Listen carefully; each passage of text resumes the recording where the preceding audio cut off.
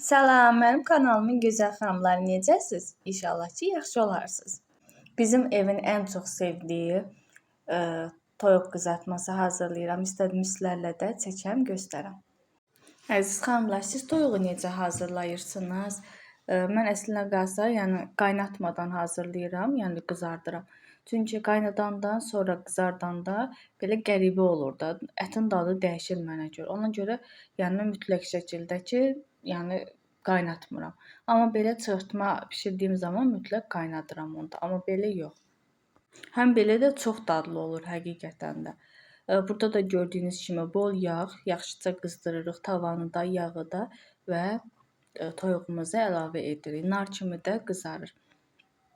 Onu qeyd edim ki, yəni duzdur, istiotdur, sarıkökdür, tomatdır, mayonezdir, duru yağdır, biraz qarışdırdım, ətə vurmuşdum. Bir hardasa 2-3 saat belə gözlətdim. Sonra başladım hazırlamağa. Doğrudan da beləsinə həqiqətən çox dadlı olur.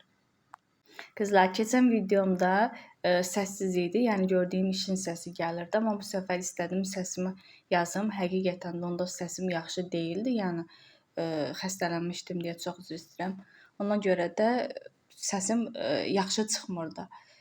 Ona görə çəkə bilmədim, amma gördüm ki, bir çox xanımlarımız gözəl rəylər yazıb ki, səsiniz gəlsin. Həqiqətən də sizlərin o rəyinizi gördüyüm zaman çox sevinirəm.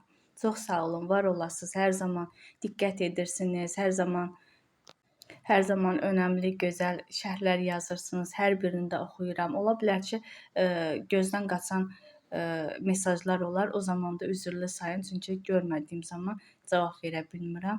Yəni birdən ki, əgər yaza bilməsəm cavab, yəni bunu əsla düşünməyin ki, mən sizə qarşı hörmətsizlik edəm. Sizin hər biriniz mənim üçün doğrudan da çox dəyərlisiniz. Mənim bu yerə gəlib çıxmağımda birinci səbəbkar sizsiniz. Və hər birinizin də bu mənə olan diqqətini çox sevirəm. Həqiqətən də var olasınız. Yaxşı ki, varsınız. Sizin sayənizdə günü-gündən ailəmiz, kanalımız böyüyür. İnşallah videomu bəyənsəniz, abunə olub like etməyi unutmayın. Hələlik.